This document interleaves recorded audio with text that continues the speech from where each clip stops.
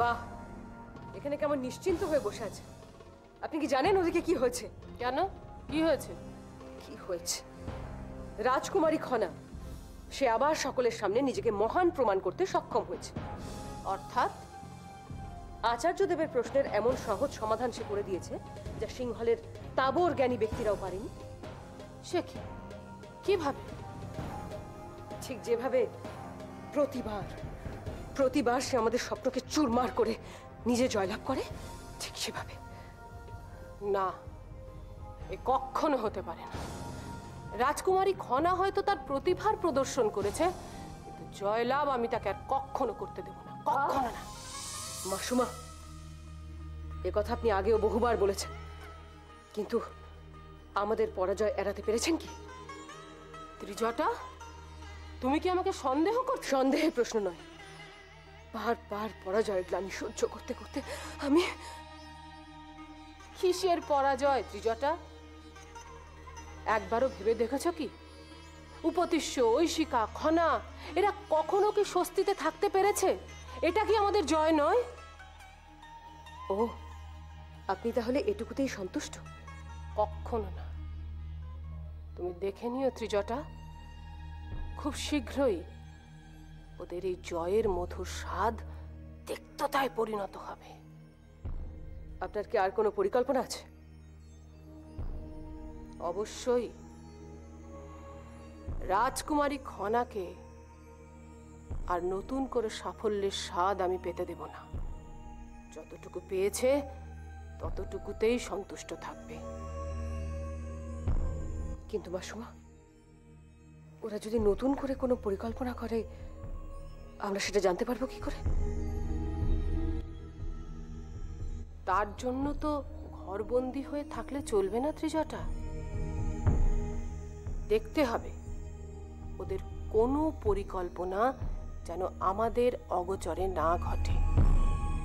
ওদের পরাজিত করতে হলে ওদের উপর তীক্ষ্ণ দৃষ্টি রাখতে হবে। আচার্যদেবের পরীক্ষায় তুমি যেভাবে উত্তীর্ণ হয়েছো তাতে আমরা সত্যি খুব খুশি হয়েছি। গর্বে আমার বুক ভরে উঠেছে। এ তো সবে শুরু রাজিমা। আপনাদের আশীর্বাদ যদি সব সময় আমার সাথে থাকে তাহলে আমি আরো আরো অনেক পরীক্ষায় উত্তীর্ণ হতে পারবো। পারবে তো? তুমি নিশ্চয়ই পারবে। আমাদের আশীর্বাদ সব সময় তোমার সঙ্গে আছে। আজকের দিনটা আমি কোনোদিনও ভুলবো না রাজিমা, কোনোদিনও না। যে যে সাফল্য আমি পেলাম সেইগুলোকেই পাথেয় করে পরবর্তী সাফল্য আমাকে অর্জন করতেই হবে।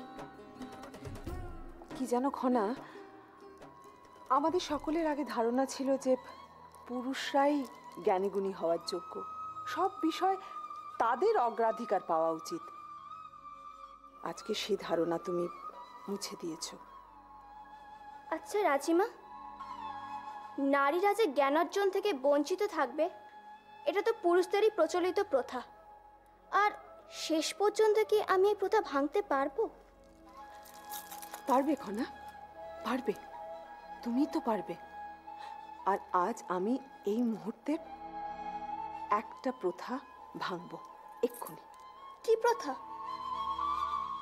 এত বছর ধরে পুরুষদের উদ্দেশ্যে আরতি করা হতো, আজ আমি তোমার উদ্দেশ্যে আরতি করব।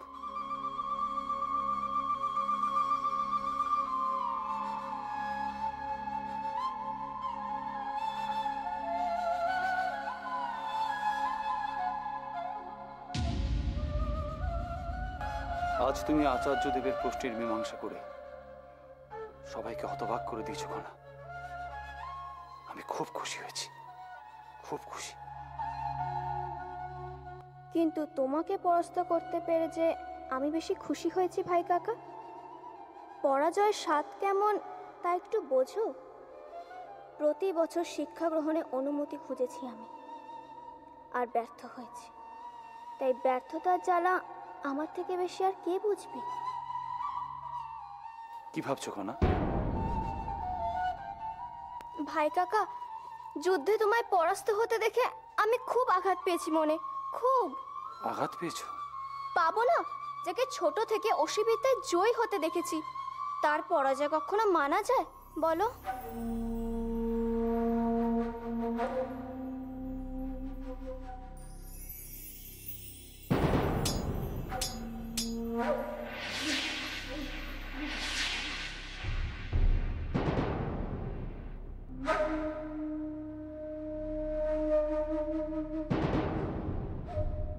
কি হলো ভাই কাকা, হঠাৎ চুপ করে গেলে? আসলে আমি আমার পরাজয়টাকে নিয়ে খুব একটা চিন্তিত নই। একজন মহান যোদ্ধা সবসময় জয় পরাজয়কে সমান দৃষ্টিতে দেখে। সে জানি তো ভাই কাকা, তোমার মধ্যে এরকম গুণ আছে বলেই তো তুমি অন্যতম শ্রেষ্ঠ বীর। আর একটা কথা কি জানো খনা, একজন প্রকৃত রাজপুরুষ হিসেবে আমি কিন্তু একজন রাজরক্তের অধিকারীর হাতেই পরাস্ত হতে বেশি পছন্দ করব। মহানামা, খুব ভালো হয়েছে তুমি আছো। আমি এখন খনার উদ্দেশ্যে আরতি করব। খুব ভালো কথা। খনা আজ যে সাফল্য পেয়েছে তাতে এইটুকু তো প্রাপ্যই।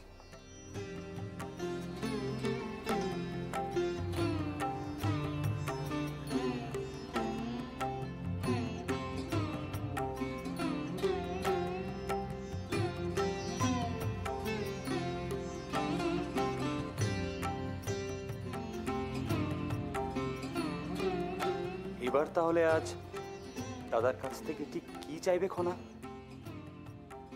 তুমি বলো না ভাই কাকা, আমার ঠিক কি চাওয়া উচিত? এই কয়েকটা বছরে তুমি অনেক বুদ্ধিমতী হয়ে উঠেছো খনা।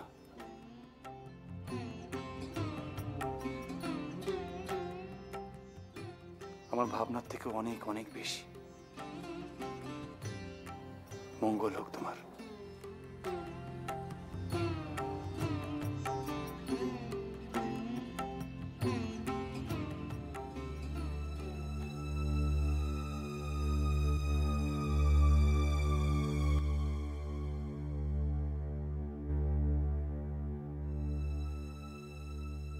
কি ব্যাপার ত্রিজটা, এত উত্তেজিত ভাবে হাঁটাচলা করছো কেন? বিভীষণ উৎসব থেকে সকলে ফিরে এসেছে, এবার কি করা যায় বলুন তো? এবারেই তো আসল খেলার শুরু। ত্রিজটা, এবারের খেলাটা কিন্তু খুব ঠান্ডা মাথায় খেলতে হবে আমাদের। আচার্যদেবের প্রশ্নের সঠিক উত্তর দিয়ে খনা তো অর্ধেক জয় নিজের পক্ষে নিয়েই নিয়েছে। এখন আমরা কি আর নতুন করে? কি বলছো বলো তো তুমি? খনা শুধুমাত্র একটা হেঁয়ালির জবাব দিয়েছে, তার মানেই তো এই নয় যে সব যুদ্ধ সে জয় করে নিয়েছে। এখনো অনেক কিছু বাকি আছে ত্রিজটা। কিন্তু মাসুমা, খনা যদি আবার এসব অপ্রয়োজনীয় কথা না বলে চলো আমরা দেখি প্রাসাদে এবার কি ঘটতে চলেছে। পরিবেশ পরিস্থিতি বুঝে আমাদেরও কিন্তু একটা চাল দিতে হবে। খনা যদি এই পরীক্ষায় অংশগ্রহণ না করত তাহলে হয়তো এতটা দুশ্চিন্তাই করতাম না। কি করে যে ওই পরীক্ষায় অংশগ্রহণ করার সুযোগ পেল? তুমি জানো না, মহানামার জন্যই তো খনা এই পরীক্ষায় অংশগ্রহণ করতে পেরেছে। যাগে, সেসব কথা ভেবে কোনো লাভ নেই, চলো একবার গিয়ে সবটা দেখি। কি ব্যাপার, তোমরা কোথায় যাচ্ছ? সেটা জেনে তোমার লাভ? কি আশ্চর্য, কি হয়েছে বলবে তো? উৎসব প্রাঙ্গণে তুমিই নাকি খনাকে সমর্থন করেছিলে যাতে ও সেই পরীক্ষায় অংশগ্রহণ করতে পারে। হ্যাঁ, সেটা করেছিলাম, তার কারণ কারণটা আমি জানতে চাইনি মহানামা, আমি জানতে চেয়েছি তুমি সমর্থন করেছিলে কিনা। হ্যাঁ করেছিলাম। এবারে কারণটা জানতে পারি? আহা ত্রিজটা, মাসুমা, আমি মহানামার মুখ থেকে উত্তরটা শুনতে চাই, বলো। দিদি, তুমি হয়তো রাজ অন্তঃপুরের রাজনীতিটা ভালো বোঝো, কিন্তু আসল রাজনীতি সম্পূর্ণ পৃথক। এর সাথে অন্তঃপুরের কোনো সম্পর্ক নেই। তাই এই রাজনীতিতে জয় করতে হলে অনেক বাঞ্ছিত এবং অবাঞ্ছিত ঘটনা ঘটাতে হয়, আর আমাকেও সেটাই করতে হয়েছে। এটা মনে রাখো।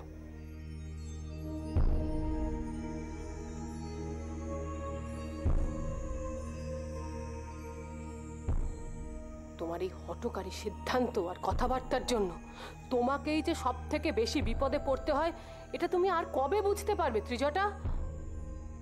এ কথা কেন বলছেন? মুখে তুমি মহান আমার সাথে দূরত্ব কমাতে চাইছো, অথচ ভুল সময়ে ভুল কথা, ভুল সিদ্ধান্ত নিচ্ছ। কেন তুমি বুঝতে চাইছো না মহানামা যা করছে তা জেনে বুঝেই করছে? এই সরল সত্যটা তুমি আর কবে বুঝবে ত্রিজটা? মাসুমা, আমার ভাইয়ের কোনো সিদ্ধান্তে আমার মনে যদি প্রশ্ন জাগে, তাহলে আমি সেটা নিয়ে জিজ্ঞাসা করতে পারবো না? ও তো আমার নিজের ভাই। অবশ্যই করবে, তবে সময় সুযোগ বুঝে, যখন তখন নয়। এখন চলো তো, আমাদের আসল উদ্দেশ্য ঘনা।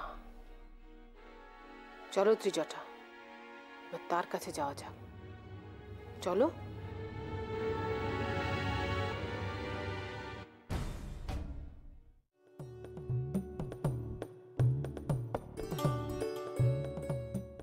ঋদ্ধিমণি,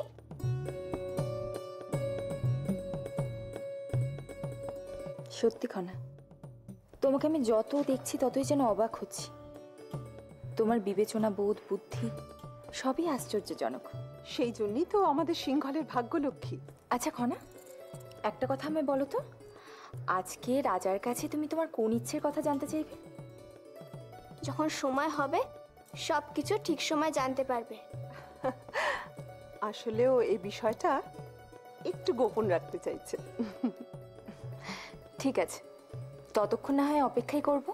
জানো খনা, আমার তো বেশ ভয় ধরে গিয়েছিল, সত্যি যদি ওই পরীক্ষায় তোমায় অংশ নিতে না দেওয়া হতো। কিন্তু কিন্তু খনার যখন এত গুণ, তখন ওকে বেঁধে রাখবে এমন সাধ্য কার আছে? আচ্ছা রাজিমা, একথা কি সত্যি যে খনা কোনোদিন কোনো প্রথাগত শিক্ষা গ্রহণ করেনি? সিংহল রাজপরিবারের কিছু রীতিনীতি আছে, সেই নিয়ম নীতি না মেনে চললে নিয়মানুবর্তিতা নষ্ট হয়ে যায়। আমি কিন্তু নিয়মানুবর্তিতা নষ্ট হওয়ার কথা একবারও বলিনি। অবশ্যই বলেছ।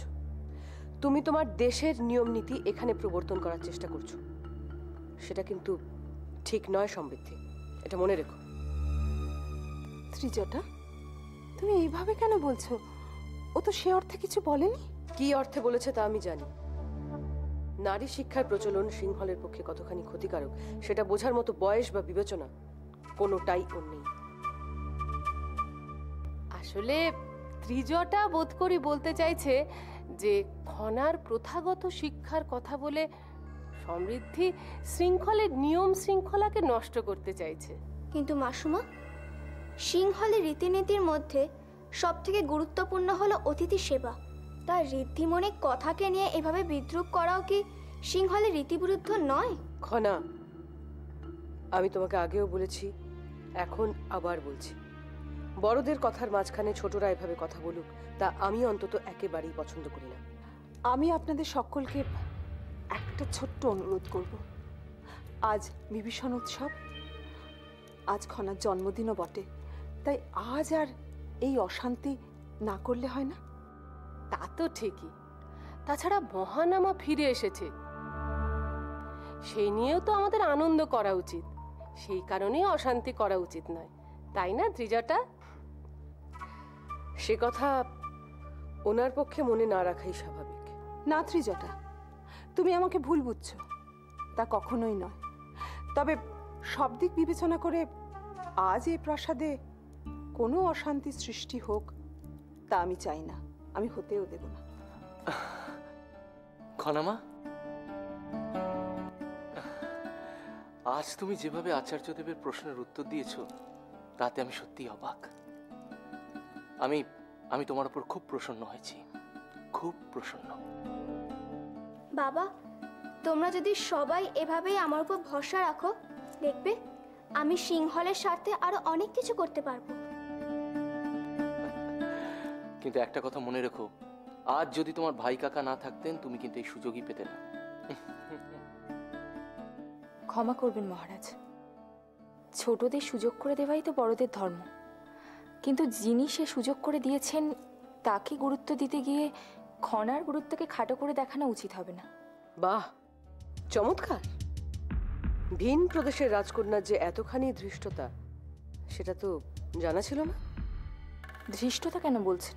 আমি তো সত্যি কথাই বলছি। কিন্তু সমৃদ্ধি, কোথায় কোন সত্যটা বলা উচিত আর কোনটা বলা উচিত নয় সেটা তোমার বোঝা দরকার, তাই না? এই মেয়ে নিজেকে রাজকন্যা বলে পরিচয় দেয়, যার মধ্যে রাজকন্যা সুলভ কোনো আচরণ নেই। সমৃদ্ধি, তুমি একজন ভিনদেশী রাজকন্যা, নিজের মর্যাদার কথা ভুলে যেও না। আর একটা কথা আমি তোমার মুখ থেকে যেন না শুনি। কিন্তু রাজিমা, আমি তো ন্যায্য কথাই। তোমাকে আমি চুপ করে থাকতে বলেছি?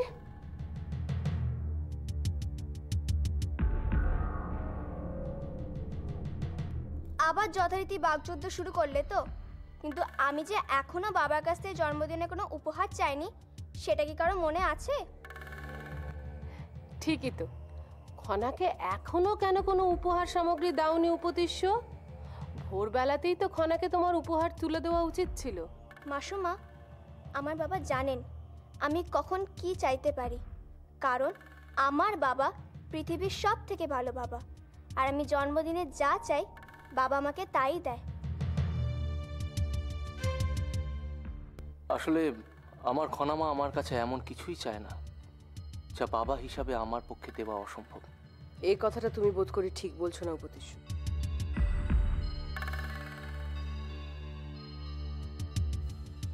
কেন? খনা বড় হয়েছে ঠিকই, কিন্তু ওর সীমাবদ্ধতা কতখানি হওয়া উচিত সে সম্পর্কে ওর কোনো ধারণাই তৈরি হয়নি। তোমার বোধ করি মনে আছে, একবার এই খনার জন্যই তুমি দ্বিতীয় বিবাহ করনি, আর ওই শিকার সতী হওয়ার উপক্রম হয়েছিল। এ তো অবান্তর কথা, কারণ খনাই শেষ পর্যন্ত ঐশিকাকে বাঁচিয়েছিল। এই তো রাজ্যধীশ মশাই এসে গেছেন। পিসি, একটা কাজ করো না, ওনাকে গণনা করে বলতে বলো না যে আমার ঠিক কি চাওয়া উচিত। গণনা করা সম্ভব নয়, আর এইভাবে জ্যোতিষশাস্ত্রের অবমাননা করাও উচিত নয়। ক্ষমা করবেন, আমি কিন্তু জ্যোতিষশাস্ত্রে অবমাননা করতে চাইনি।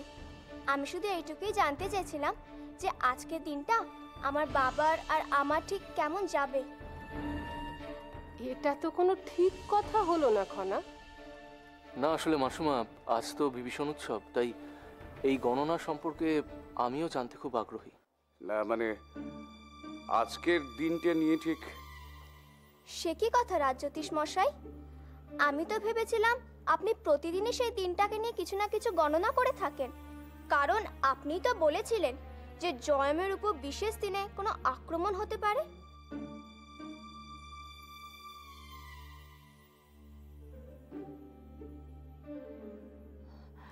খনা, খনা, দেখো, প্রতিদিনের গণনা এইভাবে করা তো সম্ভব নয়। তুমি তো অনেক বড় হয়ে গেছো মা, তোমার কাছ থেকে আরো পরিণত আচরণ আশা করি আমরা। না না রাজিমা, আমি কিন্তু কাউকে আঘাত করতে চাইনি। যদি কেউ আঘাত পেয়ে থাকেন আমি তাহলে ক্ষমা চাইছি। উপদেশ, আমি থাক থাক রাজিমা, এই বিষয় নিয়ে আর বেশি চর্চা করে লাভ নেই। তার থেকে ভালো হয় আমি খনামার কাছে জিজ্ঞেস করি ওর ইচ্ছের কথা। খনা, এটা কিন্তু খুব ভালো সুযোগ। ঈশ্বরের কাছে আজ প্রার্থনা করে এমন কিছু চেয়ে নাও যা তোমার সারা জীবনের সঙ্গী হয়ে থাকবে।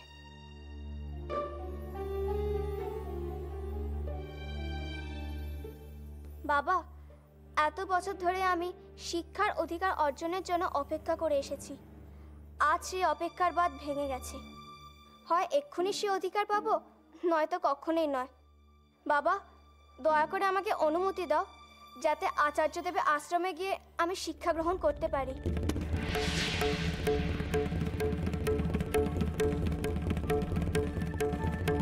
খনা, এ অত্যন্ত এক অবাস্তব প্রস্তাব। আমার পক্ষে তোমার এই ইচ্ছা পূরণ করা সম্ভব নয়।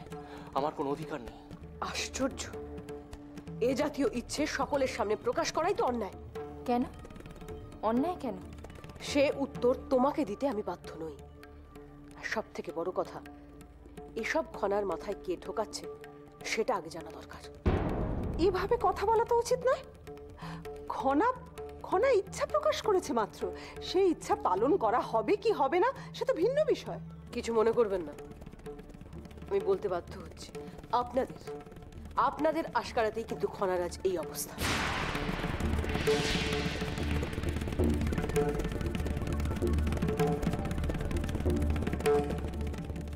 আহা, ওভাবে কেন বলছো ত্রিজটা? খনা কোনো অন্যায় আবদার করলে দেবী জাহ্নবী নিশ্চয়ই তার প্রতিবাদ করবেন। কিন্তু আমি তো কোনো অন্যায় আবদার করিনি। নিশ্চয়ই করেছো। সিংহলের রাজবংশের মান সম্মান ভুলুণ্ঠিত করতে আর কি বা বাকি রেখেছো তুমি? ত্রিজটা, তুমি ভুলে যেও না খনা কিন্তু সিংহলের ভাগ্যলক্ষ্মী। ছোটবেলা থেকে খনার জন্যে সিংহল বারবার বিপদমুক্ত হয়েছে। তাই বলে ওর সব আবদার মেনে নিতে হবে? বলছিলাম যে দয়া করে আপনারা শান্ত হন। খনা, এদিকে এসো। তুমি কেন এরকম অদ্ভুত ধরনের আবদার করছো? বাবা, আমি তো আমার শুধু ইচ্ছার কথাটাই বলেছিলাম, আমি তো কোনো অন্যায় আবদার করিনি। কিন্তু খনামা, এই ইচ্ছা যে কতটা ক্ষতিকর, কতটা নিয়ম বিরুদ্ধ সেটা কি তুমি জানো না? বাবা, আমি এমন কি অন্যায় কাজ করেছি আমাকে এভাবে? খনা, এবারে তুমি তোমার সীমা উল্লঙ্ঘন করছো। তাই স্থান কাল পাত্র কিছু বিবেচনা না করে যা ইচ্ছা তাই বলে চলেছ। ছি, আমরা এটা তোমার থেকে আশা করিনি। বাবা, আমি তো শুধু আমার মনের কথাটাই বলেছিলাম। আমি আর একটা কথাও তোমার মুখে শুনতে চাই না।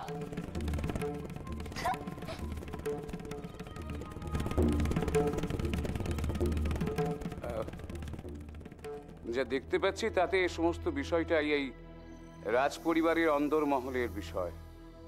সেখানে তো আমার থাকাটা ঠিক না। চলি। প্রণাম। উপতিষ্য, বুঝতে পারছি আজ তোমার কন্যার জন্মদিন। আজ তোমার কাছে খনা কিছু চাইলে তোমার পক্ষে অবহেলা করা শক্ত। কিন্তু ও তো ছোট, ভুল করে যদি কিছু একটা চেয়েই থাকে, তুমি তো বড়, তোমার ভেবে চিনতে দেখা উচিত কোনটা ওকে দেওয়া উচিত আর কোনটা উচিত নয়। একটা কথা আমি বলতে বাধ্য হচ্ছি, আমি কিছুতেই বুঝতে পারছি না কেন সবাই খনার ইচ্ছাকে এভাবে দেখছেন। ওর ইচ্ছা তো কখনোই অযৌক্তিক নয়। ঋদ্ধিমণি, তার কারণ কি জানো?